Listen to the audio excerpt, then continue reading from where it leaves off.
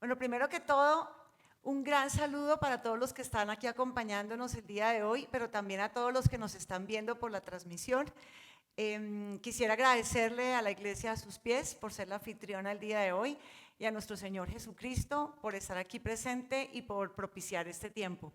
Señor, yo te pido en el nombre de Jesús que seas tú el que hable. Señor, que tan solo yo abra mi boca y que seas tú diciendo todo el mensaje que quieres transmitirle a la Iglesia de Colombia. Señor, te lo pedimos en el nombre poderoso de nuestro Señor Jesucristo. Amén.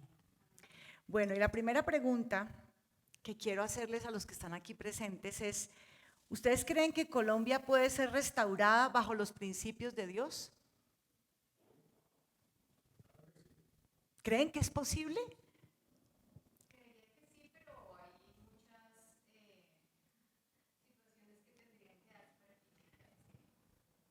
¿Y creen que esa restauración se puede trasladar al gobierno civil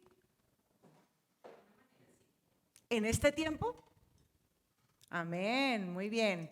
Bueno, entonces la conferencia del día de hoy es compartirles sobre los principios bíblicos del gobierno civil. Algunos de los temas que vamos a tratar es el gobierno civil como una creación de Dios, la diferencia entre democracia y república, que a veces la usamos como si fuera lo mismo, cuáles son las características de un buen gobernante, y esto es clave porque finalmente estamos a puertas de las elecciones, tanto de Congreso como de presidente, cuáles son las funciones de un congresista, y de esa manera también tenemos que entender la importancia que tiene esta corporación, es decir, el Congreso de la República, y cómo de esa decisión que nosotros tomemos realmente está en gran parte el futuro de los próximos 4 años. ¿Cuál es la situación actual del Congreso? Es decir, cómo está compuesto y por qué este tema es importante. Y cierro con unas acciones concretas de cara a las elecciones. Es decir, nosotros como cuerpo de Cristo, ¿qué podemos hacer? Porque siempre hay algo que nosotros podemos hacer.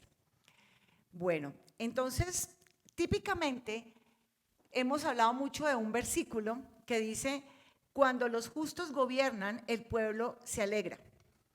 Pero cuando los perversos están en el poder, el pueblo gime. Entonces sabemos que esta es una iglesia de Biblia abierta, entonces los invitamos a que todo lo que yo digo, por favor, lo confirmen con las escrituras. Que vayan tomando apuntes, porque el que toma apuntes aprende el doble. Y hemos hablado mucho de este versículo y lo más triste de todo es que tal vez estamos en este tiempo viendo cómo los perversos están en el poder. Y efectivamente como la palabra de Dios nunca se equivoca, porque efectivamente el pueblo gime. Eso está en Proverbios 29:2. Pero también la palabra de Dios dice, por la bendición de los rectos, la ciudad será engrandecida, mas por la boca de los impíos ella será trastornada. Entonces a veces tenemos una tendencia a quejarnos demasiado del país, a ver a Colombia como por debajo del hombro, a pensar que Colombia es poca cosa, y es tan triste lo que está sucediendo que a veces nuestras palabras están haciendo que los jóvenes sientan que Colombia no es una patria viable y estén pensando en que tienen que irse para algún país. Entonces tenemos que tener mucho cuidado con lo que decimos con nuestra boca y comenzar a hablar bien de Colombia. Entonces me prometen que lo van a comenzar a hacer. Vamos a comenzar a ser más conscientes de lo que sale de nuestra boca y siempre hablemos de Colombia en términos de esperanza, que veamos a Colombia como Cristo la ve como que tiene todo el potencial para ser restaurada en este tiempo. Y es que el 8 de marzo y el 31 de mayo no solamente estamos escogiendo Congreso y Presidencia, realmente lo que estamos haciendo es escoger cuál es el modelo de familia, vida y sociedad que queremos. Realmente nos estamos jugando algo grande y yo sí espero que muchas personas puedan ver esta capacitación, porque dependiendo de eso, yo sí espero que muchos nos volvamos activos en este tiempo que nos queda, que es menos de un mes. Y la siguiente diapositiva nos muestra que las ideas tienen consecuencias. Y a veces creo que somos muy ingenuos a la hora de dirigirnos a las urnas, porque no entendemos este tema de qué modelo de sociedad queremos, no lo entendemos. Y las ideas sí tienen consecuencias y lo que pocas personas han visto es el avance del progresismo, precisamente porque los buenos no nos hemos tomado en serio este tema de escoger buenos gobernantes. Entonces han llegado tanto al Ejecutivo como al Legislativo como al Judicial los progresistas, que parece que es una palabra buena, pero realmente no, de progreso no tiene nada. Entonces vemos que esto es un enfrentamiento de dos cosmovisiones. Vemos por un lado, por ejemplo, a las abortistas, las feministas que luchan por la aprobación del aborto en todas las condiciones, la legalización. Y dicen educación sexual para decidir, anticonceptivos para no abortar, aborto legal para no morir. Y esto es lo que dicen. Versus nosotros. Nosotros estamos en el otro espectro y de hecho hasta esta lucha tiene color. Entonces por un lado vemos a las feministas que están vestidas de un verde oscuro y por otro lado los pro vida que nos vestimos del azulito claro. ¿Y cuál es nuestra consigna? Que el aborto sea impensable. Entonces ahí vemos cómo las ideas tienen consecuencias. Si yo escojo un gobernante que promueva el progresismo, esto es lo que va a suceder en la sociedad. Vamos cada vez, por ejemplo, a presenciar una sociedad que está más sumida en el aborto y en la ideología de género, con las consecuencias que esto trae, por no hablar de otras consecuencias ideológicas. En la siguiente diapositiva vemos, por ejemplo, a las feministas y estas ideologías están disfrazadas de progreso, pero realmente, ¿qué es lo que tienen por detrás? Están prometiendo a la población que todo gratis, a cambio de darles cada vez más poder a esos gobernantes. Entonces, si tú me das más poder, yo te voy a dar más subsidios. Eso no es de Dios. Hablan del libre desarrollo de la personalidad y en nombre del libre desarrollo de la personalidad están promoviendo, por ejemplo, ¿qué? El consumo de drogas. Afortunadamente el Congreso frenó esto, lo frenó en el 2023 porque ya por poco y se legaliza el cannabis recreativo en Colombia. Fomentan la experimentación sexual de niños y jóvenes en esas cátedras que están promoviendo en los colegios, y no solamente en los colegios públicos, en todos los colegios, excepto que sea un colegio genuinamente confesional. Y promueven la rebeldía contra toda forma de autoridad, incluso en Colombia, desde la misma cabeza y su primera línea. Fomentan el aborto y la eutanasia. Ellos hablan siempre como el estilo de Hugo Chávez, que iban a acabar con la corrupción. Pero una vez llegan al poder, son peores que sus predecesores. Y sobre todo dicen que todo lo hacen en nombre del pueblo, pero realmente nunca gobiernan para el pueblo.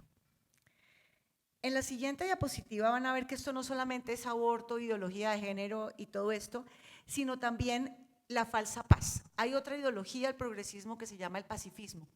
Y el pacifismo es todo vale en nombre de la paz, pero no es la paz de Cristo, porque la paz de Cristo necesariamente implica que nosotros traigamos estos principios y estos valores, y solamente así habrá paz. ¿Cuál es la condición indispensable? La justicia, pero sin justicia nunca habrá paz. En Colombia, con el proceso de paz del 2016, no hubo justicia. Como ustedes saben, llegaron los senadores de las FARC al Senado y a la Cámara de Representantes, y eso ha generado un montón de problemas, pero también ha generado un quiebre al interior de la cultura colombiana, en donde ese mensaje de ser pillo paga cada vez se vuelve como una voz que grita. El año pasado hubo 257 casos de reclutamiento de menores, y parece que la izquierda a nivel mundial esto no le pareciera terrible, pero lo es. Estamos viviendo los peores tiempos de los años 80 y los años 90, y aquí es supremamente importante para los padres de familia que nos están viendo, que entendamos que le tenemos que contar a nuestros hijos la historia contemporánea de Colombia, porque si nosotros no le contamos la historia de Colombia, ellos van a crecer siendo influenciados por las redes sociales, por los profesores en algunos colegios, por los profesores en las universidades, y se van a llevar una idea completamente errada de lo que fue el conflicto armado en Colombia en los años 80 y 90 y lo que sucedió en el 2002 hasta el 2008. Entonces, esto es muy importante. En el 2024 hubo 651 casos y esto principalmente está afectando a la población indígena. ¿En dónde? En departamentos como Cauca, Norte de Santander y Valle del Cauca y Nariño. O sea, el reclutamiento en la próxima diapositiva lo podemos ver, está disparado. Entonces, esto con el ánimo de decirles que las ideas tienen consecuencias, que el tipo de gobierno que yo escojo me está generando realmente un efecto, y no es un efecto en el largo plazo. Esto fue casi en cuestión de menos de un año. La siguiente diapositiva nos muestra el colapso del sistema de salud. El sistema de salud de Colombia a nivel mundial era reconocido como uno de los mejores del mundo, pero rápidamente, con una serie de decisiones y con una intención clara de generar una crisis inducida, nos encontramos en falta de recursos en el sistema, no hay medicamentos esenciales, no se realizan procedimientos básicos a tiempo, y eso está generando casi que una crisis que quieren llegar a la crisis casi de cuando era el Seguro Social, que no sé si los que nos están viendo tienen algún recuerdo del Seguro Social. Entonces también yo les pido que por favor le cuenten a sus hijos cómo era Colombia antes de que se tomaran una serie de decisiones en la década del año 2000. La próxima diapositiva lo que nos está mostrando es que de esto que nosotros estamos hablando no se trata tan solo de un tema ideológico, en donde yo digo, ay no, a mí no me gustan esos temas de esas ideologías, yo quiero vivir en mi trabajo normal, mi quehacer normal. No, para nosotros los colombianos y los cristianos puntualmente, esto es algo muy importante que lo entendamos, pastor, y es que esto se trata de una guerra de altares. Las elecciones en Colombia y lo que está sucediendo, si uno pudiera ponerse unos gafitas para poder ver el ámbito espiritual, lo que vería es que es una guerra del bien versus el mal. Los principios de Dios que el pueblo cristiano debe defender versus lo que está sucediendo con el progresismo y todos sus militantes, que realmente el progresismo es una ideología satánica. Lo más triste de todo es que nuestros niños y jóvenes son el campo de operaciones, el teatro de operaciones de esta lucha. Realmente el gran interés del progresismo es cambiar las mentes de nuestros niños, tanto en los colegios como en las universidades, pero también a través de todos los contenidos que se están consumiendo diariamente. Los versículos que van a ver a continuación son cada vez, a mí me dan como más, yo parezco como que todo el tiempo me siento como Juan el Bautista, como esa voz que clama en el desierto. A veces me siento así porque yo veo que las personas no ven estas cosas. Y la Biblia lo dice. En Proverbios 22:3 dice, el prudente ve el peligro y lo evita. El inexperto, o también llamado ingenuo en otras versiones, sigue adelante y sufre las consecuencias. Y yo veo que hay momentos en los cuales incluso a los padres de familia, a los cristianos, los vivimos alertando a través de videos, a través de conferencias, pero las personas consideran que aquí no está pasando nada o que eso no los va a afectar en algún momento de manera directa o indirecta. Entonces vemos que hay muchas personas que son ingenuas y que pasan de largo y tristemente sufren las consecuencias. Nosotros hablando, por ejemplo, del tema de los peligros de la ideología de género y lo que está pasando con el transgenerismo, y vemos personas que son más de un corte progresista, que sus hijos son los que terminan enredados en estas confusiones en cuanto a su identidad, y son los que tristemente terminarán en tratamientos de cambio de sexo, y son los que muy posiblemente caerán en episodios profundos de depresión. Y luego los papás dirán, pero qué cosa, ¿por qué me tienen que pasar estas cosas a mí? Porque no escuchamos, porque no queremos ver, porque como dicen por ahí, no hay peor ciego que el que no quiere ver, porque la evidencia está ahí. Y miren lo que dice también la palabra, dice, es que los de este mundo, en su trato con los que son como ellos, son más astutos que los que han recibido la luz. Esto ya está anunciado. Está diciendo que las personas que le militan al progresismo y a Satanás son más astutos que nosotros. Pero a través de todo esto que nosotros estamos haciendo, lo que queremos es despertar al pueblo de Dios despertarlo para que se dé cuenta de qué es lo que está pasando y yo qué puedo hacer al respecto. También la palabra dice en Oseas 4:6, mi pueblo fue destruido porque le faltó conocimiento. Primeramente, bíblico, pero también le faltó entender, ser un experto en el tiempo que estamos viviendo como los hijos de Isaacar. Tenemos que entender los tiempos que estamos viviendo. Y entonces uno dice, esta es una pregunta, la que sigue, pero ¿por qué habiendo tantos creyentes las cosas parecen empeorar? ¿Ustedes no se han preguntado eso? Dicen algunas cifras que los cristianos en Colombia somos aproximadamente el 30% de la población. ¿Por qué no se nota que hay iglesia en Colombia? ¿Por qué parece que los malos pudieran moverse tan rápidamente y que nada les hiciera resistencia? Por el siguiente versículo, porque no hemos llevado a cabo la gran comisión. La gran comisión está en Mateo 28:18, eso quiero que lo apunten porque es la gran comisión que Jesús nos puso a los creyentes al cerrar el libro de Mateo.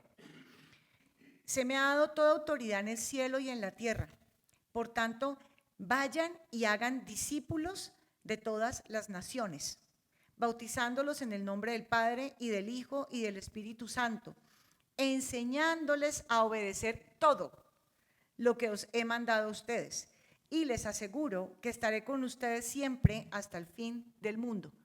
Entonces, lo que está diciendo este versículo es que no es solamente bautizar a las personas en el nombre del Padre, del Hijo y del Espíritu Santo, sino enseñarles todo. Y cuando decimos todo, no es solamente el Nuevo Testamento, sino también todos esos principios de buen gobierno que estaban o que están en el Antiguo Testamento. Entonces, el día de hoy voy a ocuparme bastante de algunos versículos que están en el Antiguo Testamento y que van a dar claridad sobre qué piensa Dios sobre el gobierno civil y cómo debemos nosotros elegir buenos gobernantes. Entonces, así como la familia, el gobierno civil es creación de Dios. Entonces, recuerden, el gobierno civil es creación de Dios. ¿Para qué lo creó? Y ahora les voy a mostrar los versículos que lo demuestran. Para impartir justicia y castigar al malhechor. Para eso lo creó. Y a Dios sí le importa lo que pasa aquí. A Dios sí le importa el gobierno civil. Sí le importa.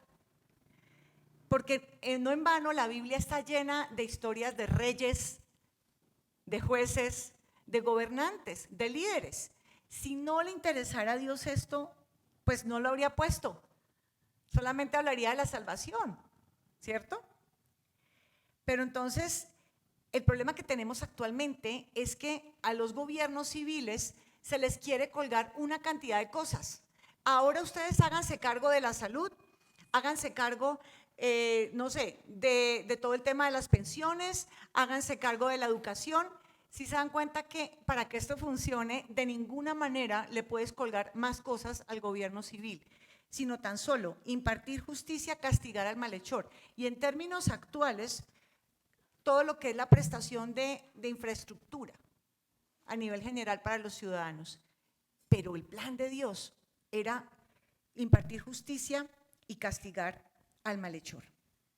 Entonces vamos a hacer un recorrido por toda la historia bíblica rápidamente, porque si nosotros no entendemos la cronología de la Biblia, no vamos a entender cómo fue evolucionando el tema del gobierno. Adán y Eva, jardín del Edén, la caída, ¿cierto?, de la humanidad, pero la instrucción que Él les da en el jardín del Edén es que fructifiquen, ¿cierto?, que sean mayordomos de la creación. Pero en un tiempo que no está muy claro dentro de, digamos, la investigación, no es claro cuánto tiempo pasó, ya la humanidad estaba en una situación, era una humanidad genocida. Y no en vano, Dios decide acabar con la humanidad y enviar el diluvio universal. Entonces dicen que más o menos cuando está Génesis 9, que es después del diluvio universal, llega Noé, ¿cierto? Ya se secan las aguas desciende Noé con su familia y con los animales, y ahí hay una renovación de las instrucciones que Dios le da a la humanidad. Dicen que esto puede ser más o menos en el año 2300 a 2500 antes de Cristo.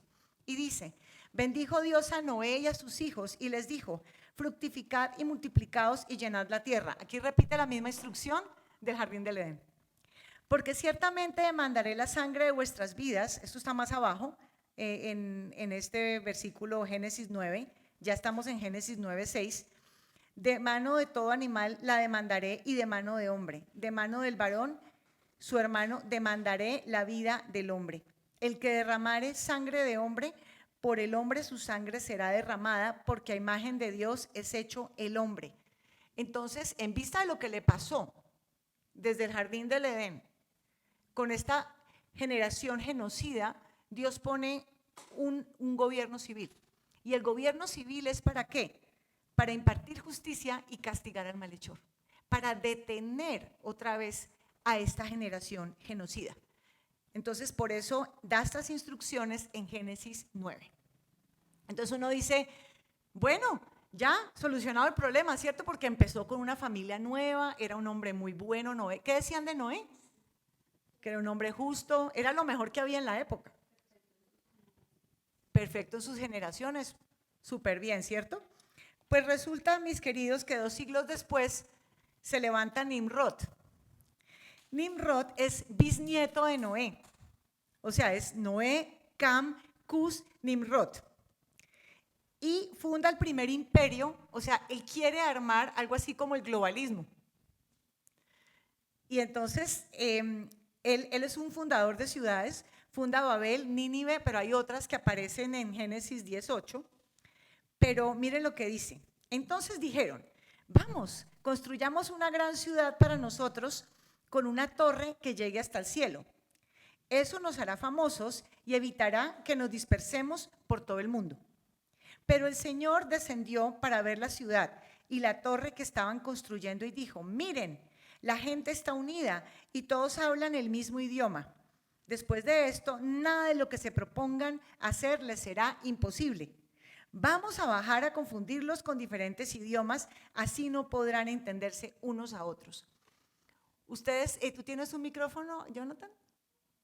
Para pronto preguntarle acá al público, pero si no se supone que el Señor dice que tenemos que caminar en unidad, ¿cierto? Que Él bendice la unidad, ¿no les parece raro que Dios diga, la Trinidad diga, bajemos a confundirlos con diferentes idiomas, así no podrán entenderse unos a otros?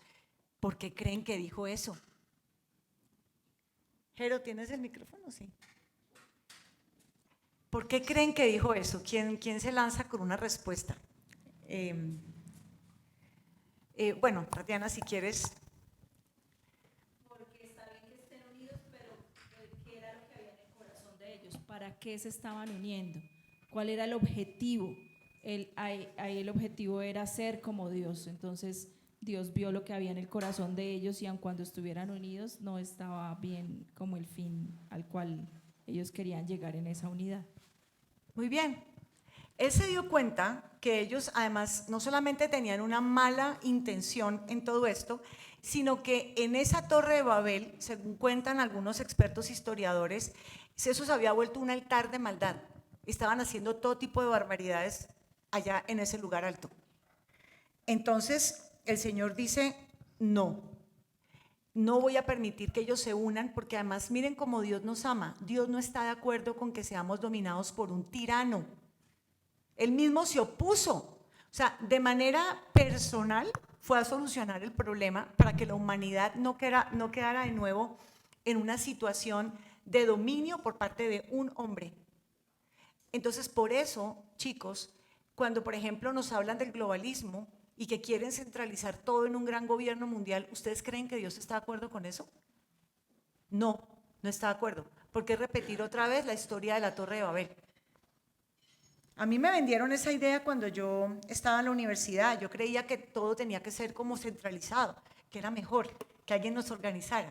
Pero si se dan cuenta cómo nos van moldeando el pensamiento en las universidades o en los colegios, Creemos que no, que entre más cosas coordine algo como la ONU, mejor. No, el Señor no está de acuerdo con eso. El Señor ama las naciones y tanto nos ama que hasta la misma geografía del mundo nos protege. No es todo junto, todos los continentes no están juntos, los océanos nos protegen, las cordilleras altísimas nos protegen de ser dominados y tener un gran gobierno mundial. Entonces, no es de Dios un gran gobierno mundial. Y entonces, ¿qué pasa después de que se levanta Nimrod y Dios les confunde el lenguaje y se dispersan? Pasan 500, dicen de 500 a 700 años de historia, se los voy a resumir rapidísimo. De Babel al llamado de Abraham pasaron 200 años. Y en esa época, ¿qué había? Por el lado de los hebreos, eran familias, eran tribus, clanes familiares. Pero había unas civilizaciones que eran las sumerias, donde era Ur de Caldea. Acuérdense que Abraham estaba por allá. El imperio acadio, el reino medio de los egipcios, y eran puras monarquías. Y el monarca era una representación de los dioses con minúscula. ¿Sí? Entonces, eso era lo normal, y siempre ha sido lo normal en el mundo. Esto que Dios va a proponer en Éxodo 18 es totalmente disruptivo para los pueblos paganos. Después de Abraham siguen los patriarcas, ¿cierto? Es toda esa línea de Abraham, Isaac, Jacob, las 12 tribus. Eso lo pueden encontrar en Génesis 12 a Génesis 36. Luego sigue, ¿se acuerdan que los hermanos vendieron a José? Que aquí nos gusta mucho en la iglesia hablar de la historia de José. Los hermanos lo venden como esclavo, llega a Egipto y porque el Señor estaba con él, él llega a ser el gobernador de Egipto. Y es en ese momento cuando el mundo se está muriendo de hambre y llega todo el clan de las 12 tribus, llega a vivir a Egipto. Entonces dejan de ser un clan familiar y se vuelven como un pueblo dentro de la nación egipcia. Viven 200 años muy contentos, pero los siguientes 200 años se vuelven un pueblo esclavo. ¿Por qué? Porque eran demasiados y al faraón le da muchísimo miedo y los percibe como una amenaza política. Entonces, ¿qué sucede aquí? Es cuando ellos comienzan a clamar a Dios, ¿cierto? Los hebreos, que por favor les envíe un salvador y los saque de la esclavitud. Y entonces, ¿quién llega a la película? Moisés, muy bien, están poniendo cuidado. Moisés. Y entonces Moisés, recuerden que Moisés vivía en la corte del faraón. Era el hijo de la hija del faraón, o sea, el nieto. Entonces pensemos por un instante cómo fue la vida de Moisés hasta los 40 años. Vivía en la corte. ¿Qué aprendió? La monarquía. Eso fue lo que Moisés aprendió de donde él vivía. Pero luego sucede que Moisés asesina a un egipcio que está matando a un hebreo, y es ahí cuando él huye, ¿cierto? Y el Señor le hace el llamado y le dice que ha sido escogido para liberar a los hebreos que están viviendo en Egipto. Y entonces, bueno, ocurre todo lo que ya sabemos, esto está en Éxodo 2 al 14, y salen de Egipto, ¿cierto? Atraviesan el Mar Rojo y entonces vamos a la tierra prometida, envía a los espías dicen que no, que eso está muy difícil, que son gigantes, que no, ¿cierto? Y entonces, ¿cuál es el castigo? 40 años en el desierto hasta que muera la generación que no quiso entrar a la tierra prometida. Y cuando ya finalmente, listo, ahora sí, estamos a puertas de entrar a la tierra prometida, viene Éxodo 18. Y es cuando empieza el Señor a darle línea a Moisés sobre cómo tiene que manejar al pueblo. Esto lo hace al poco tiempo de que empezaron esos 40 años de peregrinaje. Y entonces vámonos a Éxodo 18. Dice, ¿ustedes alcanzan a leer ahí? ¿Alguien quiere leer? Vamos a ver, hacerlo un poquito más interactivo. Léelo todo completo. Éxodo 18. Sí. Entonces el suegro de Moisés le dijo: no está bien lo que haces, desfallecerás del todo, tú y también este pueblo que está contigo, porque el trabajo es demasiado pesado para ti y no podrás hacerlo tú solo. Oye ahora mi voz, yo te aconsejaré y Dios estará contigo. Preséntate tú por el pueblo delante de Dios y somete tú los asuntos a Dios. Enséñales los preceptos y las leyes, muéstrales el camino por donde deben andar y lo que han de hacer. Además, escoge, elige, tú de entre todo el pueblo a hombres virtuosos, temerosos de Dios, hombres veraces que aborrezcan la avaricia, y ponlos sobre el pueblo como jefes de 1000, de 100, de 50 y de 10. Ellos juzgarán al pueblo en todo tiempo. Todo asunto grave lo traerán a ti y ellos juzgarán todo asunto pequeño. Así se aliviará tu carga, pues ellos la llevarán contigo. Si esto haces y Dios te lo manda, tú podrás sostenerte y también todo este pueblo irá en paz a su lugar. ¿Listo? Entonces, este versículo, por favor, escríbanlo en sus apuntes, porque esta es la clave. Éxodo 18, del 17 al 23. Estas instrucciones fueron dadas en 1446 antes de Cristo a la humanidad.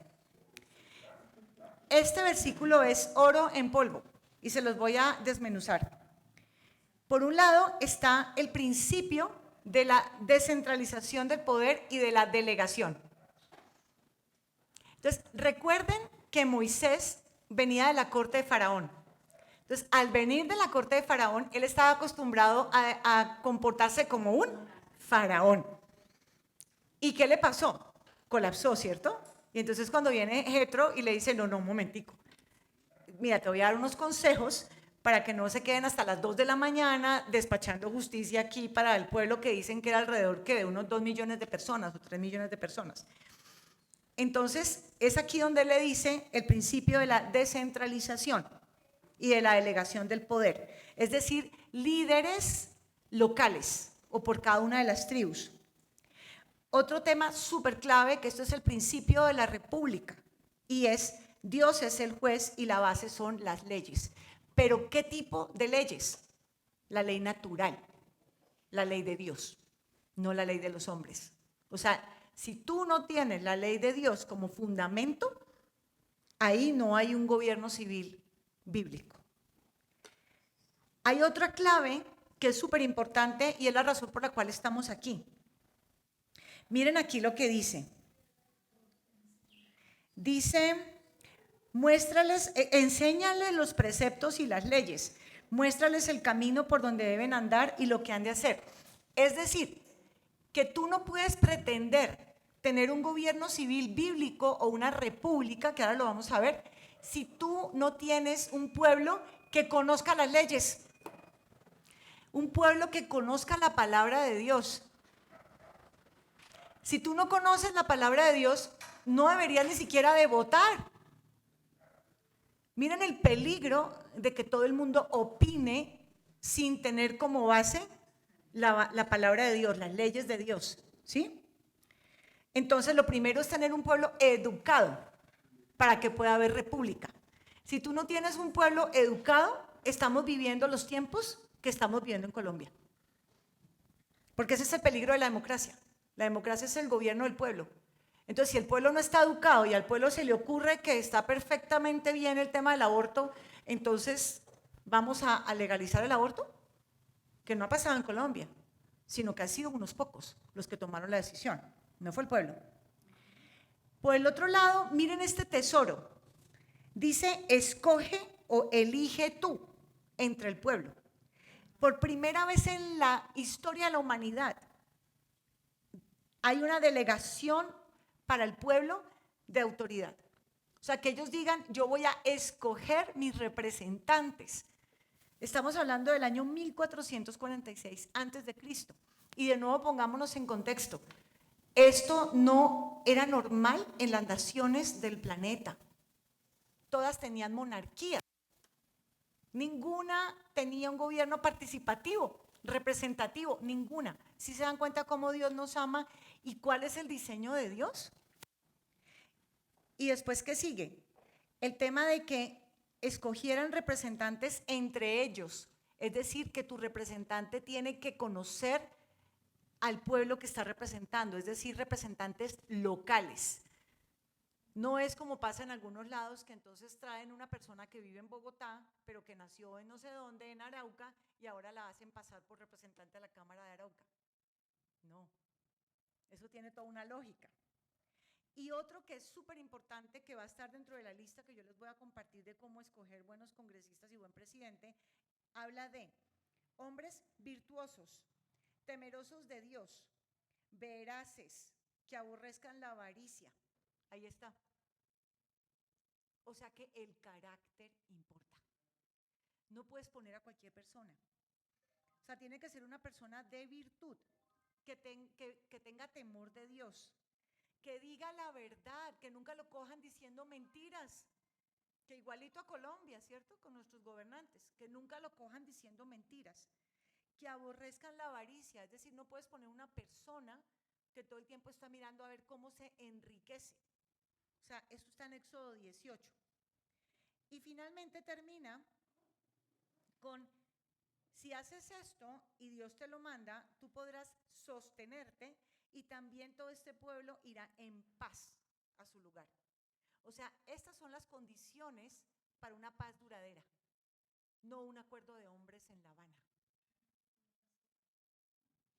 Entonces, la condición para que haya paz es la justicia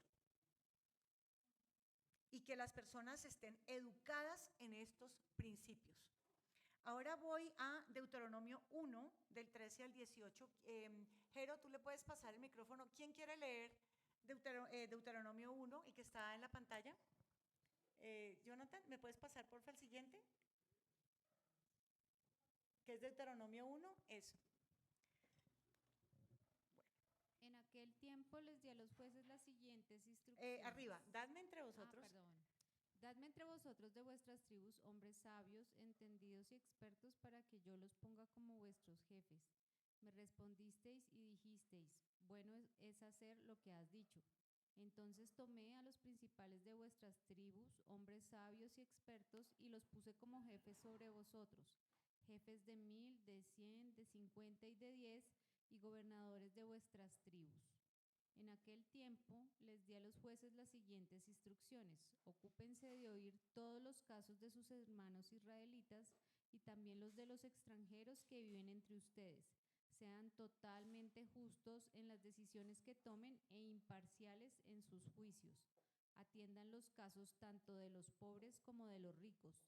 No se acobarden ante el enojo de nadie, porque la decisión que ustedes tomen será la decisión de Dios. Tráiganme a mí los casos que les resulten demasiado difíciles y yo me ocuparé de ellos. Entonces, Deuteronomio 1, del 13 al 18, es un complemento de Éxodo 18. Y lo que está diciendo aquí es, hombres sabios, entendidos y expertos. De nuevo, nos sirve para el ejercicio de las elecciones. Hombres sabios. ¿De dónde proviene la sabiduría? Del temor de Dios. O sea, no es cualquier persona, ¿sí? Entendidos, es decir, personas que entienden la comunidad que están representando, conocen el país, o si estoy representante por Bogotá, conozco Bogotá, ¿sí? Entiendo los tiempos que estamos viviendo. O sea, es una persona que está bien, o sea, que maneja los tiempos, como lo da tribu y sacar. Y expertos. O sea, yo no puedo poner aquí, no, es que fulanito es súper querido y entonces pongamos a cualquier persona. No, experto. Tiene que ser una persona que esté preparada para el cargo, que haya estudiado, que tenga experticia. No cualquier persona. Porque ya nos damos cuenta de lo que pasa cuando pones una persona inepta en el poder. Es una pesadilla. O sea, si tú no te aguantarías un mal empleado en tu empresa, tiene lógica poner como la cabeza de un país a una persona que no está preparada para el cargo y que no tiene el carácter del que estamos hablando en Éxodo 18. No, es gravísimo. Pero aquí vienen más cosas. Personas que sean totalmente justas en las decisiones que tomen e imparciales en sus juicios. Es decir, que no pueden estar a favor ni del débil ni del fuerte. La justicia es imparcial. Y también dice algo que me encanta, no se acobarden ante el enojo de nadie. Es decir, sean valientes, porque ustedes, por ejemplo, los congresistas que vamos a elegir, van a tener que enfrentarse al progresismo. Y los van a ridiculizar y los van a atacar en las bodegas y los van a amenazar incluso de muerte. O sea, aquí se trata de personas valientes, que no les dé miedo llevar la contraria y decir esos mensajes impopulares que el progresismo no quiere que se digan. Bueno, y ahora quiero que leamos las instrucciones acerca de un rey. Esto está en Deuteronomio 17. Y yo decía, pero ¿cómo así que un rey? Pero si cuando uno lee 1 Samuel 8, uno se da cuenta que Dios no estaba de acuerdo con el tema de los reyes. ¿Por qué les habla sobre un rey? Pues porque Dios es Dios y Él sabía que en 300 o 400 años iban a estar hablando de un rey. Entonces, de una vez se adelantó 400 años y les dijo cómo tenía que ser ese rey que escogieran. Entonces, ¿quién quiere leer? Deuteronomio 17.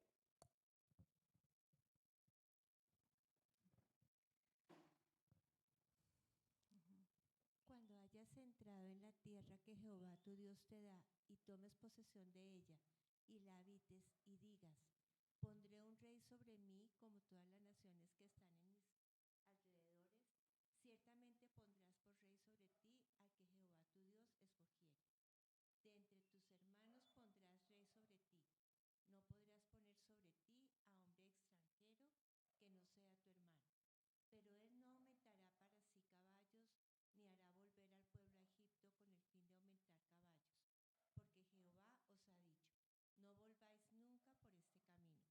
Ni tomará para sí muchas mujeres para que su corazón no se desvíe, ni plata ni oro amontonará para sí en abundancia.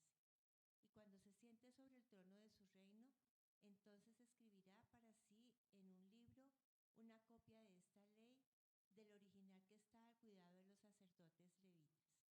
Y lo tendrá consigo y leerá en él todos los días de su vida, para que aprenda a temer a Jehová su Dios, para guardar todas las palabras de esta ley y estos estatutos, para ponerlos por obra, para que no se eleve su corazón sobre sus hermanos, ni se aparte del mandamiento a diestra ni a siniestra, a fin de que prolongue sus días en su reino él y sus hijos en medio de Israel. Ustedes se acuerdan la semana pasada, creo, que el pastor Jonathan les habló de los caballos. ¿No se acuerdan que el pastor Jonathan habló de caballos? Aquí está. Entonces, 400 años antes, el Señor ya estaba advirtiendo. No se vayan a comprar caballos a Egipto. ¿Qué fue lo primero que hizo Salomón? Comprar caballos en Egipto. Ni tomará para sí muchas mujeres. Todos sabemos que así fue el caso con David y también con Salomón. Para que su corazón no se desvíe. Ni plata ni oro amontonará para sí en abundancia. Es decir, una persona que sea como codiciosa, que le guste el dinero, tampoco es una persona para que la pongas en un puesto de poder. Y muy importante, dice que tiene que ser una persona que tenga un libro una copia de esta ley, es decir, una Biblia a la mano, que la lea constantemente y que reflexione sobre ella todos los días. Esa es la persona que ojalá pudiéramos escoger tanto para el Congreso como para la Presidencia de la República. Y seguimos. Entonces, ahora viene un cuadrito, la próxima diapositiva. Entonces ahí les estoy resumiendo, yo les voy a pasar a ustedes un cuadrito para que le tomen una foto después, y ahí están todos los criterios para escoger un buen gobernante resumidos. Empezamos con temor de Dios, es decir, que sea una persona de disciplinas espirituales, que tenga conocimiento y razonamiento bíblico, es decir, no solamente que sea una persona que le guste la oración y todo eso, sino que entienda la cosmovisión bíblica detrás de cada aspecto. Entonces, cuando, ¿qué hago con el tema de la pobreza? Pues me voy a la Biblia y busco los principios que tienen que ver con la solución a la pobreza. ¿Qué hago con las personas en condición de calle? ¿Qué hago con el tema de las armas, el porte de armas? Todas las respuestas están en la Biblia, pero hay que pensar bíblicamente. Y eso es todo un ejercicio y hay personas que se han entrenado para eso. Obediente a los mandamientos, que tenga discernimiento y madurez. O sea, no puede ser una persona jovencita, influenciable, emocional. Que sea alguien sabio y entendido. Eso lo vimos ya en los versículos pasados. Por el otro lado, sobre el tema de carácter e integridad, que sea virtuoso, capaz, experto. Es decir, no puedes poner cualquier persona. O sea, una persona que sea preparado para ser congresista. No, ay, no, es que es un influencer. No, es que tiene muchos fans. No. Verás, que siempre diga la verdad. Que aborrezca las ganancias deshonestas. No puedes poner a alguien que le guste mucho la plata, porque llega allá y se corrompe más de lo que ya está. Que no acumule para sí plata y oro. Imparcial en el juicio. Valiente. Fiel a su esposa o esposo si es una mujer. Que ejerza autogobierno. Que sepa gobernar a su casa. Que sea una persona de buen testimonio. Si ni siquiera sabe gobernar bien a sus hijos, ¿pretende gobernar bien a Colombia? Y finalmente, lo vamos a ver más adelante, y una vez lo adelanto, Romanos 13 habla de un servidor de Dios. O sea, que los gobernantes son servidores públicos. De ahí viene la palabra servidor público, viene de la Biblia. Y otro elemento es que sea una persona que sea del lugar donde lo estamos eligiendo, es decir, que sea local, no extranjero. O sea, no, como lo que les decía, no, es que nunca vivió en Arauca y ahora lo vamos a elegir como representante de la Cámara por Arauca. No, porque no conoce las problemáticas de Arauca. Bueno, muy bien, entonces ya tenemos la primera parte, ya con eso tienen sus criterios para escoger presidente y para escoger congresistas. Y ahora quiero que leamos finalmente qué pasó y en qué momento terminó esto que ellos habían intentado hacer con la República Hebrea. La República Hebrea termina en 1 Samuel 8. Ahí acaba la República Hebrea. Entonces, si alguien por favor puede leer 1 Samuel 8. ¿Quién quiere leer? ¿O Marcela? Primera de Samuel 8. Aconteció que habiendo Samuel envejecido, puso a sus hijos por jueces sobre Israel. Y el nombre de su hijo primogénito fue Joel, y el nombre del segundo Abías, y eran jueces en Beerseba. Pero no anduvieron los hijos por los caminos de su padre, antes se volvieron tras la avaricia, dejándose sobornar y pervirtiendo el derecho. Entonces todos los ancianos de Israel se juntaron y vinieron a Ramá para ver a Samuel y le dijeron: He aquí, tú has envejecido y tus hijos no andan en tus caminos. Por tanto, constitúyenos ahora un rey que nos juzgue, como tienen todas las naciones. Pero no agradó a Samuel esta palabra que dijeron: Danos un rey que nos juzgue. Y Samuel oró a Jehová. Y dijo Jehová a Samuel: Oye la voz del pueblo en todo lo que te digan, porque no te han desechado a ti, sino a mí me han desechado para que no reine sobre ellos. Conforme a todas las obras que han hecho desde el día en que los saqué de Egipto hasta hoy, dejándome a mí y sirviendo a dioses ajenos, así hacen también contigo. Ahora pues, oye su voz, más protesta solemnemente contra ellos y muéstrales cómo les tratará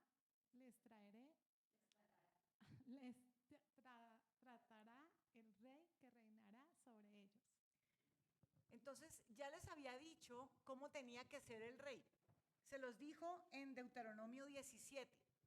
Pasaron 400 años y ahí murió la República Hebrea, cuando eligen a Saúl como rey.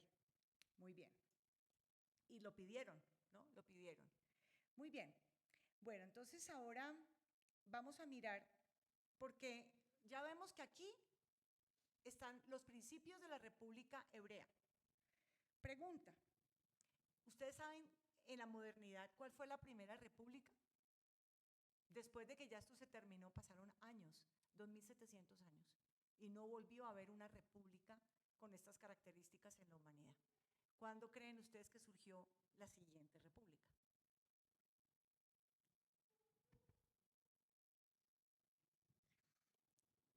¿Jero? Tiene que ver con tu colegio. ¿Cuál fue? ¿Tu colegio? Estados Unidos en 1776. La humanidad tomó 2700 años para volver otra vez a reactivar las repúblicas. ¿Cuál creen ustedes que fue la siguiente república después de Estados Unidos?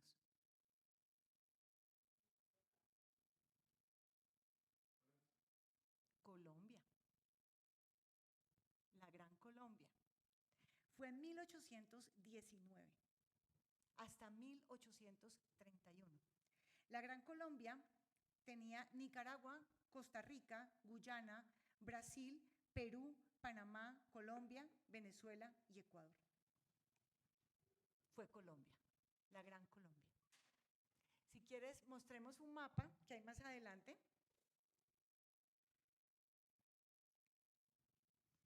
El mapa de Colombia como ampliado. Ahí está. Esa es la Gran Colombia. Tuvieron constitución. Acuérdense que la base de una república tiene que ser las leyes. Nadie está por encima de la ley. La Gran Colombia, no le decían la Gran Colombia, le decían la República de Colombia. Tenía constitución desde 1821. No había monarca, no tenían rey. Había cierto sufragio, o sea, las personas podían votar siempre y cuando fueran propietarios, alfabetizados y hombres. Pero ¿qué pasó? Que surgieron tensiones entre las dos corrientes, ¿se acuerdan? Entonces está Bolívar propugnando por el tema del centralismo, pero lo que eran los territorios comenzaron a pedir federalismo, porque imagínense todo manejado desde Bogotá o lo que sea, no había manera de que realmente el gobierno nacional pudiera darle respuestas a todos los territorios. Pero entonces Bolívar se puso bravito y Bolívar decidió volverse dictador en 1828. ¿Por qué será que tienen tanta obsesión los gobiernos socialistas con Bolívar? ¿La espada de Bolívar? Acuérdense de Chávez, tenía una obsesión con la República Bolivariana. Ahí está ese espíritu del tirano. El espíritu de si tú no haces lo que yo digo, entonces yo me vuelvo un tirano. Ahí está, viene desde Bolívar. Entonces, si tienen ustedes que hacerle la guerra a algo en lo espiritual, ahí hay una raíz que toca cortar. Y finalmente él muere en 1830, muere Bolívar. Y entonces se acaba la República de Colombia.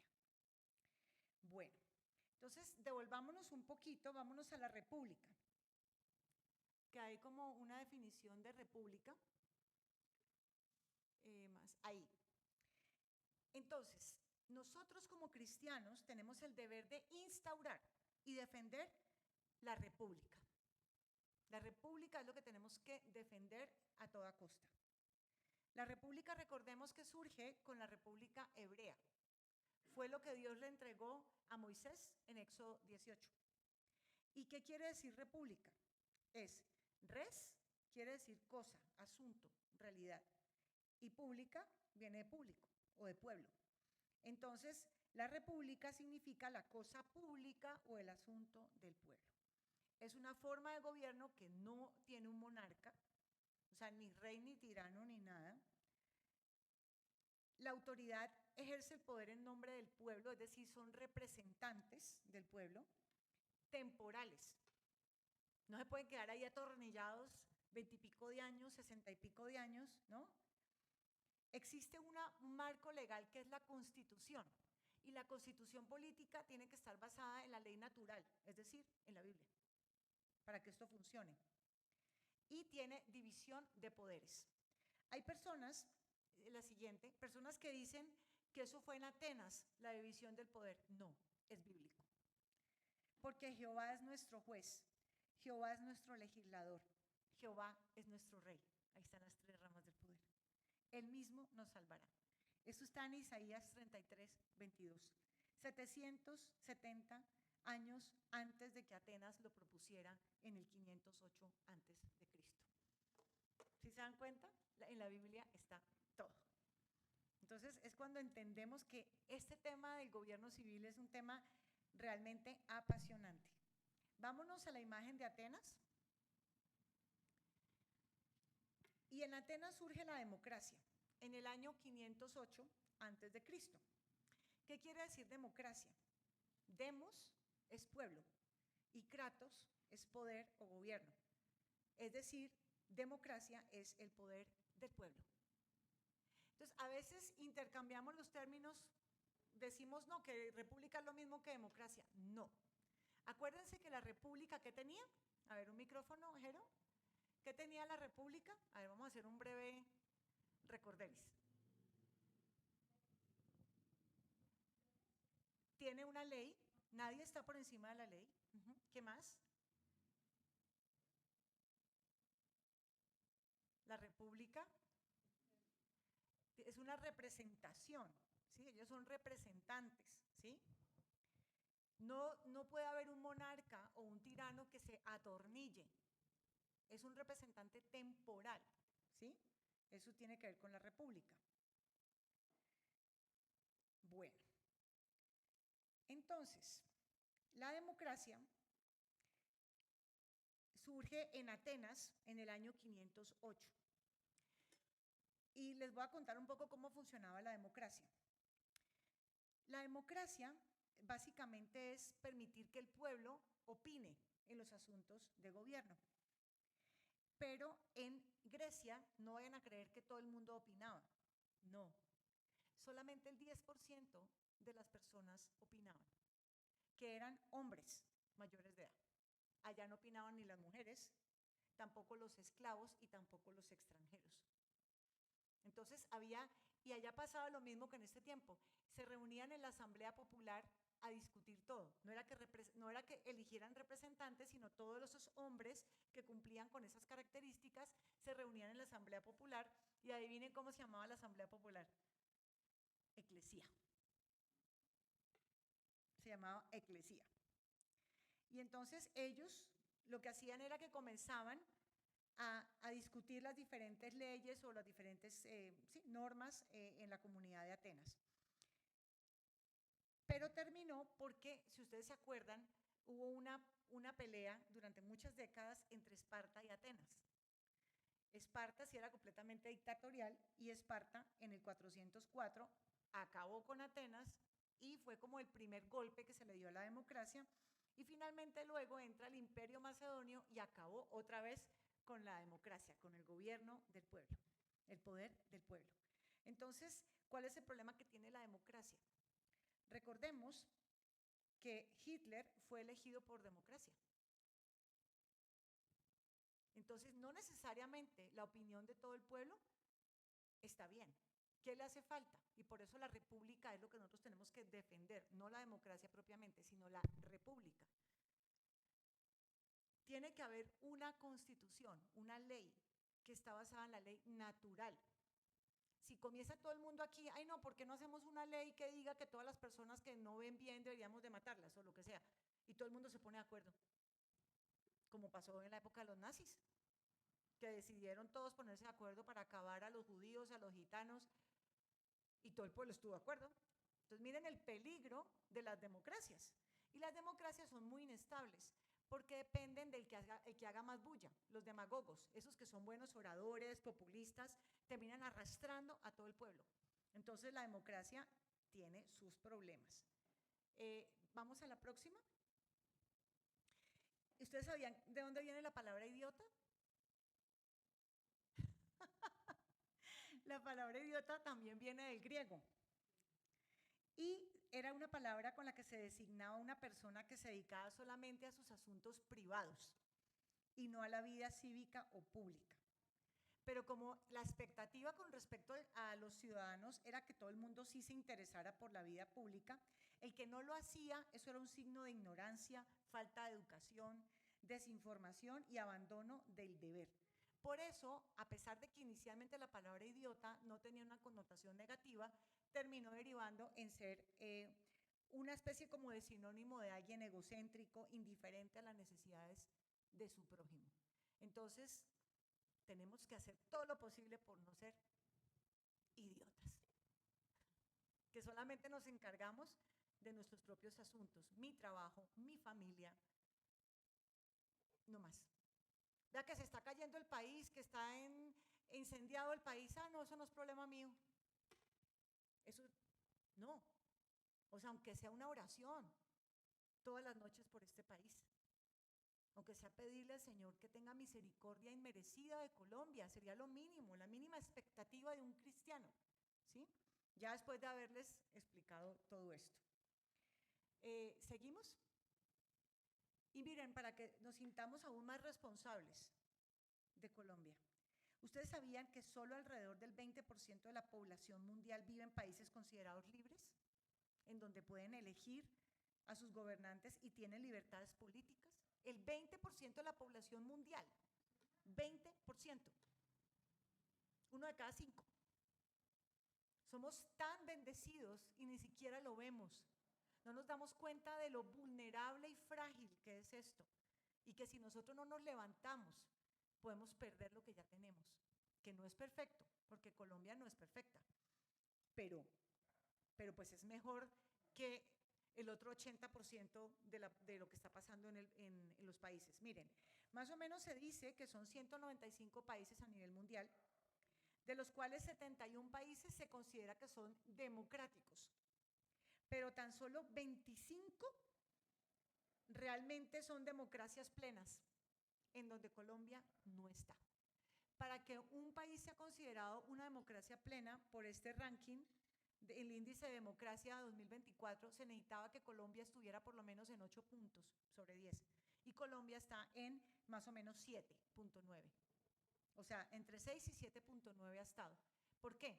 Pues porque tenemos problemitas que ustedes saben, que fraudes electorales, que cosas que han pasado y que hacen ver que no del todo la democracia es plena. Acá hay problemitas. Entonces, realmente somos privilegiados porque pertenecemos a ese 20% de la población mundial que puede elegir sus gobernantes. Pero ¿qué sucede? Que a pesar de eso, muchas personas no ejercen el voto, a pesar de ser bendecidos. No consideran que sea importante. Esto en cualquier momento se puede volver Venezuela, en donde las elecciones son de mentiras, o eran, vamos a ver. Ahora vámonos a Israel pide rey, en 1 Samuel 8:10, la segunda parte. Esto es en el año 1000 antes de Cristo, 1050. ¿Quién quiere leer lo que el Señor les mandó a decir cuando se les ocurrió conseguir un rey? ¿Quién quiere leerlo? Con viva voz.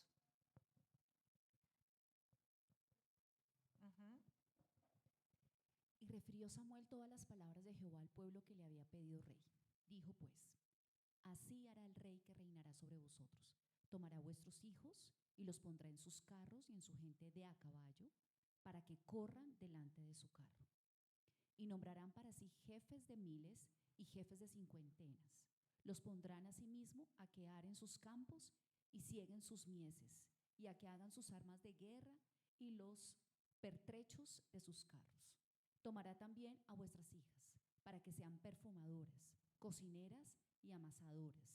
Asimismo tomará lo mejor de vuestras tierras, de vuestras viñas y de vuestros olivares, y los dará a sus siervos. Diezmará vuestro grano y vuestras viñas para dar a sus oficiales y a sus siervos. Tomará vuestros siervos y vuestras siervas, vuestros mejores jóvenes y vuestros asnos, y con ellos harán sus obras. Diezmará también vuestros rebaños y seréis sus siervos, y clamaréis aquel día a causa de vuestro rey que os habréis elegido, mas Jehová no os responderá en aquel día. Pero el pueblo no quiso oír la voz de Samuel y dijo: no, sino que habrá rey sobre nosotros, y nosotros seremos también como todas las naciones, y nuestro rey nos gobernará, y saldrá delante de nosotros y hará nuestras guerras. Y oyó Samuel todas las palabras del pueblo y las refirió en oídos de Jehová. Y Jehová dijo a Samuel: oye su voz y pon rey sobre ellos. Entonces dijo Samuel a los varones de Israel: idos cada uno a vuestra ciudad. Advirtió lo que era tener algo equivalente a un rey, pero esto no es nada diferente a un tirano como Maduro, como Chávez, como Ortega en Nicaragua, como Evo Morales, como Correa. Y si dejamos que las cosas pasen en Colombia, ¿cómo terminará siendo este régimen? Entonces es una advertencia. Es como si el Señor dijera, 1 Samuel 8:10, si ustedes eligen mal, miren lo que les va a pasar. Bueno, Y después viene Romanos 13, que Romanos 13 nos habla de que hay que someterse a las autoridades públicas, pues no hay autoridad que Dios no haya dispuesto, así que las que existen fueron establecidas por Él. Entonces yo veo que a veces en el pueblo cristiano, ay no, pero es que Dios puso a este gobernante. No necesariamente, sigamos leyendo. Por lo tanto, todo el que se opone a la autoridad se rebela contra lo que Dios ha instituido. Los que así proceden recibirán castigo. Ahora en rojo, porque los gobernantes no están para infundir terror a los que hacen lo bueno, sino a los que hacen lo malo. Es decir, no pueden beneficiar bandidos. Si tú tienes un gobernante que beneficia a bandidos, es un gobernante ilegítimo. ¿Quieres librarte del miedo a la autoridad? Haz lo bueno y tendrás su aprobación, pues está al servicio de Dios para tu bien. O sea que el gobernante es un servidor público para tu bien, pero tiene que cumplir con esta característica de Romanos 13. Pero si haces lo malo, entonces debes tener miedo. No en vano lleva la espada, pues está al servicio de Dios para impartir justicia y castigar al malhechor. ¿Se acuerdan que les dije que esa era la función del gobierno civil? Aquí está el Romanos 13. Así que es necesario someterse a las autoridades no solo para evitar el castigo, sino también por razones de conciencia. Entonces, por eso cuando te están pidiendo algo en el marco legítimo de la ley, tú obedeces, que no se pase el semáforo en rojo, que no, así tengas un tirano en el poder. Pero si te están pidiendo que vayas en contra de la ley natural, como que si tú eres médico y te obligan a hacer un aborto, pues no, objeción de conciencia.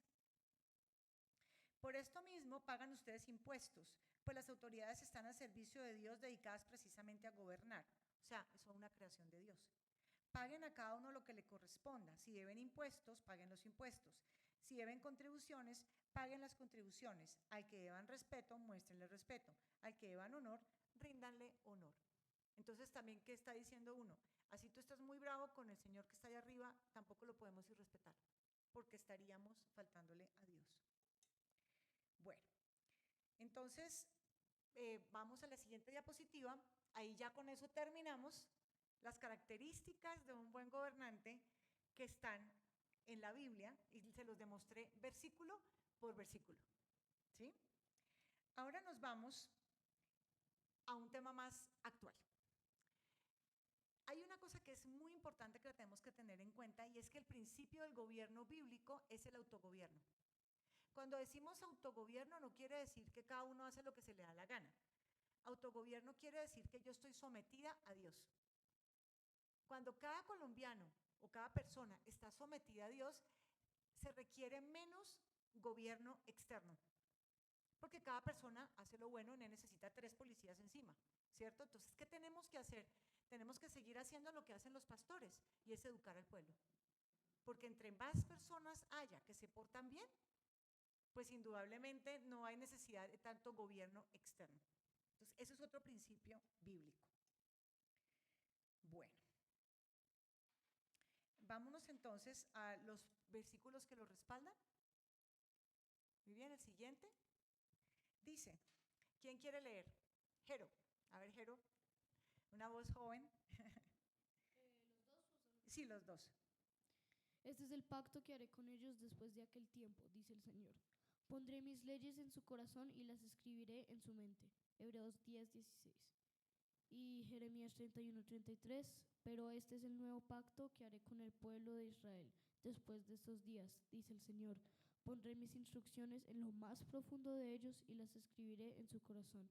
Yo seré su Dios y ellos serán mi pueblo. Eso es el principio del autogobierno. Gracias, Jero. Entonces, si nosotros logramos que cada colombiano tenga temor de Dios y ponga esas leyes, estén en su corazón, Colombia será otra. Por eso es tan importante hacer lo uno sin dejar de hacer lo otro. Pero miren, cuando dicen en Romanos 13, no, es que toda autoridad es puesta por Dios, pero miren lo que dice Oseas 8:4. Ellos establecieron reyes, pero no escogidos por mí. O sea, uno puede establecer un rey y no era la voluntad de Dios, pero Dios nos da la libertad de que nosotros escojamos. ¿Por qué? Porque también Dios no quiere robotcitos. Dios quiere personas que tengan esa libre voluntad de escoger entre el bien y el mal, y todo el tiempo te dice, les doy a escoger entre el bien y el mal, escojan el bien, para que les vaya bien a ustedes y a sus generaciones. Todo el tiempo lo está diciendo la Biblia. Pero entonces, ¿qué pasa cuando un pueblo no escoge bien? Pues también entra en disciplina. Pero la idea es que el pueblo aprenda, porque Dios quiere que los pueblos aprendan, ¿cierto? Entonces dice, ellos establecieron reyes, pero no escogidos por mí. Constituyeron príncipes, mas yo no lo supe. De su plata y de su oro hicieron ídolos para sí, para ser ellos mismos destruidos. O sea, cuando escoges sin tener en cuenta a Dios, pues el pueblo está a puertas de ser destruido. Entonces, el votar en las elecciones de gobierno civil es un deber ante Dios. Entonces, creo que a todos nos quedó claro, ¿cierto? Después de todo este recorrido bíblico. O sea que no es posible que exista un cristiano que haga parte de esa gran masa del 51.2% del abstencionismo en elecciones de Congreso. Porque si nosotros somos aquellos que tenemos varias fuentes de verdad, los creyentes, tenemos por un lado la creación y por el otro lado tenemos la palabra. Por un lado la palabra escrita, que es la Biblia, pero por otro lado tenemos la palabra viva, que es Jesús. Y también tenemos la comunión con el Espíritu Santo. Pero entonces le estamos dejando esta decisión de escoger lo mejor para Colombia a aquellos que tan solo tienen la creación para enterarse de la verdad. Y aún ni siquiera con las evidencias claras de la creación cambian su opinión, porque están entenebrecidos. Uno les explica, les pone las pruebas, ni así. Entonces, tenemos que generar una corriente fuerte de cristianos que se pongan la 10 por estas elecciones, entiendan su compromiso y comencemos a educar a todo el mundo. Entonces, esto va a quedar grabado. Ustedes pueden compartir esta clase, la pueden compartir ampliamente. Yo también lo voy a poner en mis redes sociales, porque tengo la esperanza de que muchas personas se despierten de su deber con esto. Vámonos a la imagen, que es como una foto. Les contaba sobre el abstencionismo. El 51.25% de las personas que tenían que votar en las últimas elecciones para Congreso no lo hicieron. Imagínense. Y el abstencionismo es más bajito en el tema de presidencia. En la segunda vuelta fue el 41.8%. Estas fueron las pasadas, en el 2022. Necesitamos, gente, 125,000 testigos electorales. Necesitamos eso, 127,000 más o menos fue el último que me dijeron. La buena noticia es que el 70% de la votación está en 70 ciudades del país. Entonces, sería importantísimo que los cristianos nos ofrezcamos ese día como testigos electorales. No es complicado, sencillamente es una supervisión del proceso electoral para garantizar que se llegue a saber la verdad, para el lado que sea, pero la verdad, ¿sí? El MIRA es muy juicioso, son muy juiciosos, pero nosotros tenemos que hacer lo mismo. Entonces, ya los partidos políticos son los que inscriben a los testigos y, por ejemplo, ya podemos inscribirnos como testigos de Salvación Nacional, en Centro Democrático, en los partidos donde vamos a poner el voto de Congreso. Muy bien, bueno. ¿Cómo estamos? ¿Cómo estamos de energía, mi gente? ¿Cómo están? ¿Sí? Bueno, yo quiero escucharte, a ver qué te ha parecido lo que hasta ahora has aprendido. Un micrófono, Jero, ¿está por ahí? No. para que quede más, o sea, para que los que están en la grabación no se vayan a perder después. ¿Hasta ahora te he quitado algún velo o te he aportado algo que no sabías o no? No, con Angélica hace un tiempo estuve en un congreso que se llamaba Quitando, ¿cómo se llama? Tomando las serpientes. Ah, sí, sí, con Marvel Ailis o con sí. Bob Moffitt, no. Allí también aprendí mucho y hoy, por supuesto, también. Entonces, pues agradecido contigo porque este tipo de enseñanzas hace falta en el pueblo cristiano. Mucha gente no vota porque no es de su incumbencia y el tema político se ha satanizado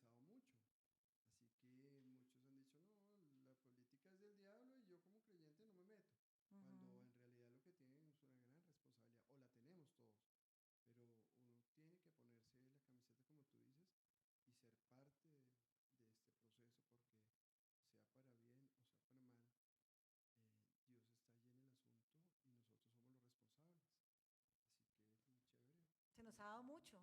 Nosotros tenemos la revelación, entonces imagínate dejarle esto a aquel que no tiene la revelación de Dios. Va a tomar una mala decisión, va a votar por los progresistas porque le parece que son simpáticos, que son superpilos, porque parece un profesor en la valla o lo que sea, o el verde es un color lindo o lo que sea. Simplemente por emocionalismo están votando. Y ya sabemos en qué termina eso. ¿Alguien más quiere compartir hasta aquí ya la parte bíblica? Ahora vamos a pasar como más al tema contemporáneo, a lo que es el Congreso y lo que está pasando actualmente. ¿Alguien más quiere compartir, Marcela? Ujú. Pues a mí me sorprendió la definición de idiota, A mí porque también. pues habla de una persona egoísta que solamente vela por sus cosas.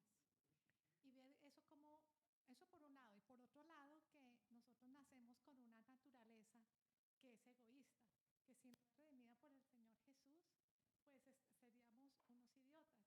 Pero Ujú. yo veo que realmente en Colombia ese abstencionismo eh, está muy relacionado, porque la gente cree que no es con ellos mismos. Si a mí no me toca, no hay problema. Si hay guerra en ciertas partes del país, a mí no me toca la bala. Si llega la inundación, no es mi casa. Entonces yo creo que ese término está como muy establecido en el ser humano, ¿no? Y Ujú. aquí en Colombia también, porque todo el mundo dice, no, eso a mí no me importa, eso no es mío. Cuando se elige a la persona, ay, mire, es que subieron el copago en la EPS y ya no tenemos medicamentos, pero nadie alcanza a ver las consecuencias del abstencionismo, ¿no? Entonces, no se queje porque usted no votó. O sea, Ujú. lo que hizo fue apoyar al que tenía más votos. La Ujú. gente no alcanza a ver la dimensión del abstencionismo, ¿no? Así es. Entonces, pues no es fácil. Tenemos una naturaleza, pero el Señor nos llama a servir y a estar en la comunidad y a, a trascender en la sociedad para que lo conozcan y que haya una solución, ¿no? Ujú. Muy bien, gracias. Bueno, yo quiero decir respecto a dos cosas. La primera es que me alegra que en la iglesia se empiece a tocar este tipo de temas, no tomar el púlpito para hacer política, Ujú. sino para explicarle a los cristianos porque separamos mucho las cosas. Y en ese sentido siento que la iglesia en estos momentos ha sido muy tibia en muchos aspectos porque quieren ser en cierta manera buenistas, como no hiero tus sentimientos Ujú. cuando uno se enfrenta o cuando los pastores se enfrentan a diferencias políticas, ideológicas. Entonces, en cierta manera es prestarse para, por evitar confrontaciones, que la iglesia se vuelva un poco temerosa y un poco falta de confrontación respecto a estos temas que son tan importantes. Hablando un poco de lo que mencionabas al principio, de que todo tiene consecuencias, entonces un pastor o un líder de una iglesia tiene esa responsabilidad. Si bien, repito, no es volver el púlpito político o traerte al político cristiano, entre comillas, que te va a dar tus propuestas y todo eso para que votes con un respaldo económico. Bueno, ya sabemos cómo funcionan muchas iglesias, sino darles precisamente los preceptos para que como creyentes podamos también transmitir esas ideas. Entonces, en ese sentido me parece fantástico.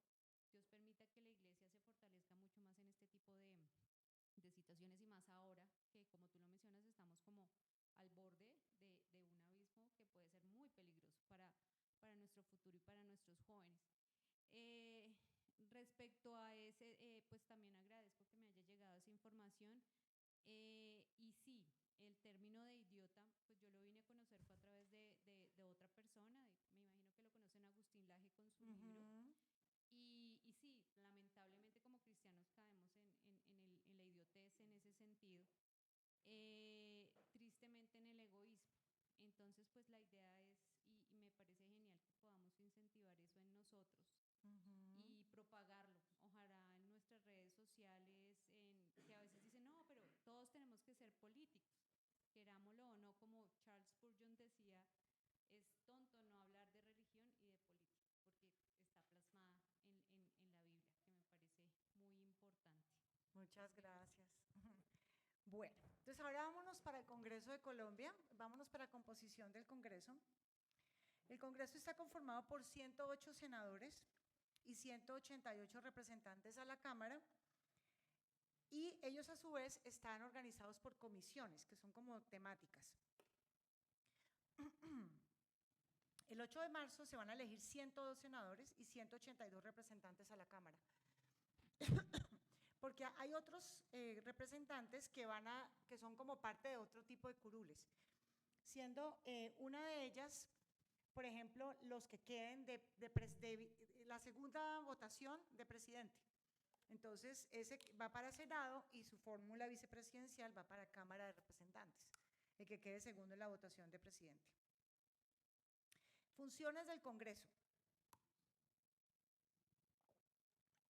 Recordemos que hay 3 ramas del poder. La división de poderes, que eso viene, ya lo vimos, que es un tema bíblico, ¿cierto? Eso está, creo que estaba en Jeremías, la división, las 3 ramas del poder. Entonces, las funciones del Congreso de Colombia son crear, reformar y derogar leyes, pero también pueden frenar aquellos proyectos de ley que son nocivos para el país, y lo hicieron. A pesar de que el Congreso no era perfecto, el Congreso que tuvimos ahora vamos a mirar los números, finalmente sí hicieron su trabajo, que el Ejecutivo le dio por pasar unas normas de una manera completamente inconstitucional para hacer lo que ellos querían, eso es otra cosa, pero el Congreso sí respondió. Control político, y aquí han fallado, porque nunca finalmente lograron ponerlo en la Comisión de Investigaciones de la Cámara de Representantes, porque la Cámara de Representantes es claramente gobernista, ahora lo vamos a ver. Es decir, que el control político es citar al funcionario para llamarlo a cuentas. Es el Congreso el que aprueba el presupuesto general de la Nación. ¿Sabían eso?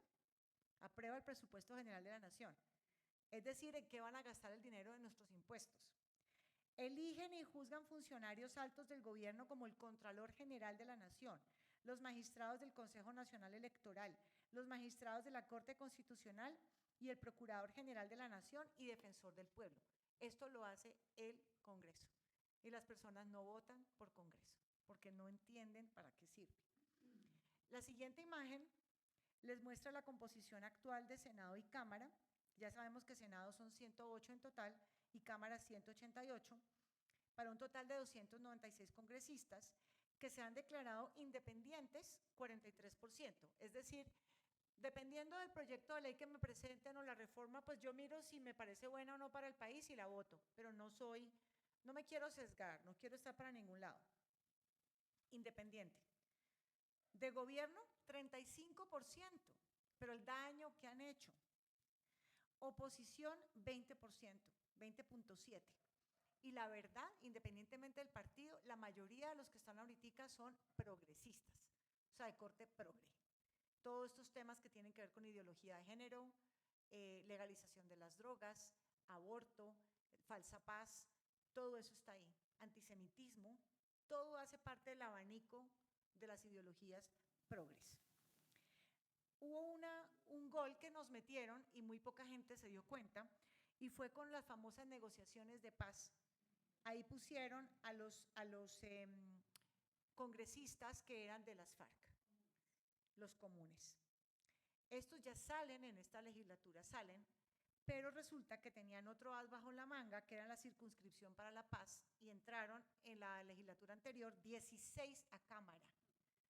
Y esos otra vez van a tener la posibilidad de regresar en la próxima. Obviamente van a tener sus elecciones por allá, pero sabemos que no son propiamente las víctimas los que están llegando allá.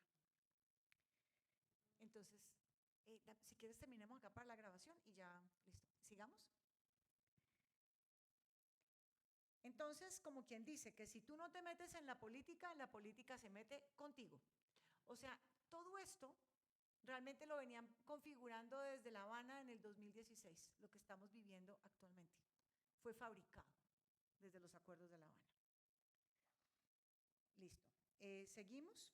Entonces ahora quiero, ya como porque estamos en las 3:46, quiero mostrarles una lista que yo misma hice, que es la lista de los criterios para elegir gobernantes, parte 2. Ahí. Esto Estos son unos puntos que incluí, que si bien tienen que ver con la Biblia, son más específicos de la experiencia que hemos tenido yendo al Congreso y trabajando con congresistas, y pues nosotros mismos hemos sido candidatos al Congreso. Entonces, preparación para el cargo. Que la persona tenga el llamado, porque Dios a cada uno le entrega como un propósito. No todo el mundo nació para ser congresista, ¿sí? Entonces, que tenga el verdadero llamado. Que sea una persona disciplinada y que tenga una fortaleza incluso física y mental, porque es una contrarreloj, lo que ellos van a vivir, es una maratón. La cantidad de proyectos de ley. Es que esto se está volviendo un tema que es muy al estilo progre, saturar con muchos proyectos de ley, para que no tengan tiempo de revisarlos. Ni ellos ni sus UTLs, unidades de trabajo legislativo, no dan abasto. Entonces tiene que ser una persona de un nivel superior de capacidad de trabajo. Conoce al país y la región y la comunidad que representa. O sea, si va a venir a representar a los cristianos, tiene que ser una persona que genuinamente haya caminado entre nosotros. Pero el otro día me pasó que me dijeron, es que te quiero presentar un candidato que es el representante de los cristianos, y yo en la vida lo había visto. Y llevamos más de 4 años al frente de la Corte Constitucional protestando, yendo a audiencias en el Senado, en la Cámara, en la vida lo había visto. Entonces, que no lleguen paracaídas. Tiene la preparación académica y experticia para el cargo. Una persona que realmente entienda de leyes, una persona que entienda de todos estos temas que se discuten en los debates. Capacidad para argumentar.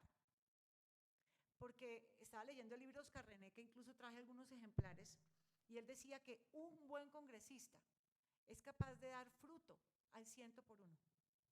Y Carlos Eduardo Acosta fue representante de la Cámara hasta el 2022, y él cambió por completo votaciones, simplemente sabiendo argumentar muy bien. ¿Por qué?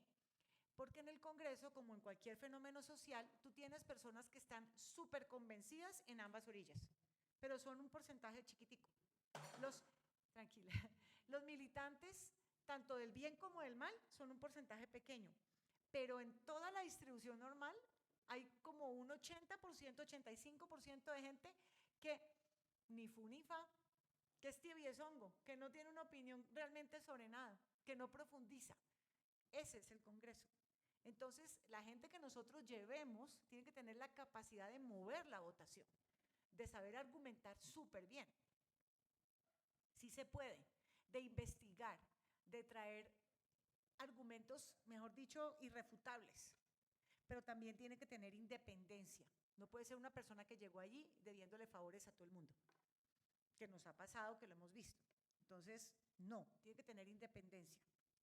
¿Por qué es buena la independencia? Porque a veces llegan allá, logran ganar, y entonces comienzan a ponerle toda la unidad de trabajo legislativo, que son como unas 9 personas. Ay, no, que el hijo del presidente del partido, no, que es que el no sé qué, que el hijo del pastor, que el hijo… Venga, y no tenía el perfil, y esto es una contrarreloj. O sea, tiene que ser la mejor gente, la mejor gente. Bueno, Salomé, no alcancé a ver porque no tengo las gafas. ¿10? Ok. Bueno, que entienda las dinámicas del Congreso, que haya estado en el Congreso, que conozca el movimiento de la discusión de los proyectos de ley, que son 4 debates, pero que para modificación de Constitución son 8, y que primero entra que por la comisión, luego entra por la plenaria, que puede entrar por Cámara o puede entrar por Senado. Hay muchas personas que llegan allá y llegan a enterarse de cómo funciona el Congreso allá. Que conozca perfectamente las ideologías del progresismo y pueda oponerse con sagacidad. Aquí tiene que ser muy astuto, como serpiente. Se tiene que oponer a el laicismo, es decir, sacar a Dios de todas partes, tiene que ser pantalonudito.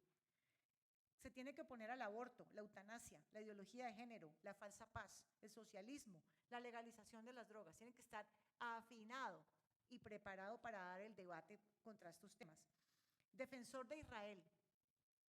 Porque ¿qué dice la palabra sobre Israel? Bendeciré a los que te bendigan y maldeciré a los que te maldigan. Venir a irse en contra de Israel le genera maldición a nuestro país. Entonces, es importante Israel. Además, Israel es nuestro socio en todos los temas de defensa y militar. O sea, por favor, no es una buena idea irse en contra de Israel por ningún lado. Que sea un defensor de la iglesia, de la familia, que tenga capacidad para trabajar en equipo, que sea un buen líder, que sepa manejar su unidad de trabajo legislativo, que escoja la mejor gente, porque todo lo que acabamos de ver casi que lo tienen que tener su equipo. Esto es extensivo a su equipo porque él no tiene la capacidad de hacerlo todo. Entonces, clave la selección de la unidad de trabajo legislativo, ¿a quién va a poner ahí? Y que sepa trabajar en bancada, porque llegan allá y recordemos que una golondrina sola no hace verano. Llegan allá solos y todo se construye a punta de bancadas. Entonces también pensemos que no sea una sola personita en un partido y que si llega a perder, ese voto queda en ese partido que no nos representa. Entonces miremos en dónde está la mayor cantidad de cristianos y de defensores de la vida que se oponen al aborto, se oponen a la ideología de género y que la tienen clara, en dónde están la mayoría, para que de esa manera los votos queden ahí, en esa bancada. ¿Sí?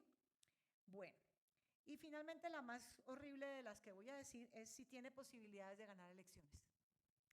Porque no se trata muchas veces de tener la mejor hoja de vida, queremos que tengan la mejor hoja de vida, pero también hacer campaña es un arte. Y se los digo como yo hice campaña en el 2022 para la Cámara de Representantes y aprendí muchas cosas.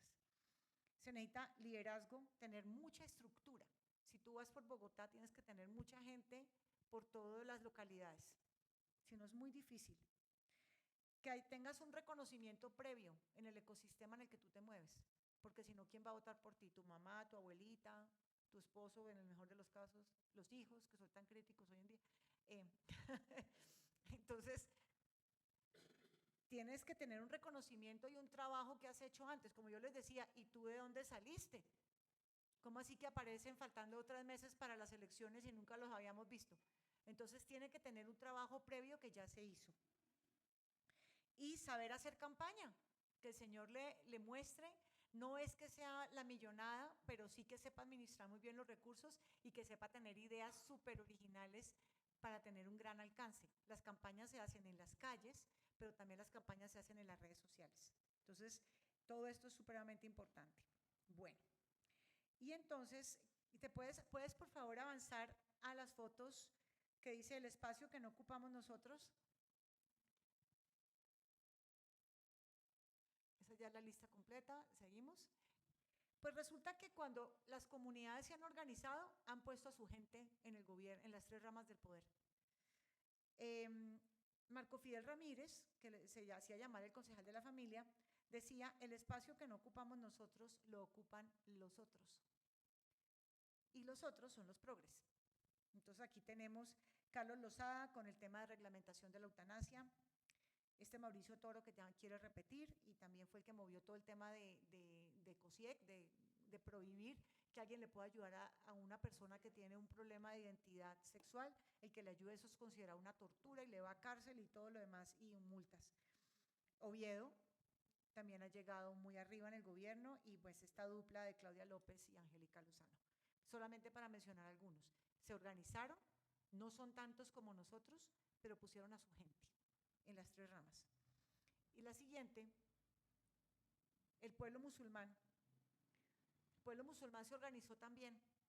Tienen alcalde en Nueva York.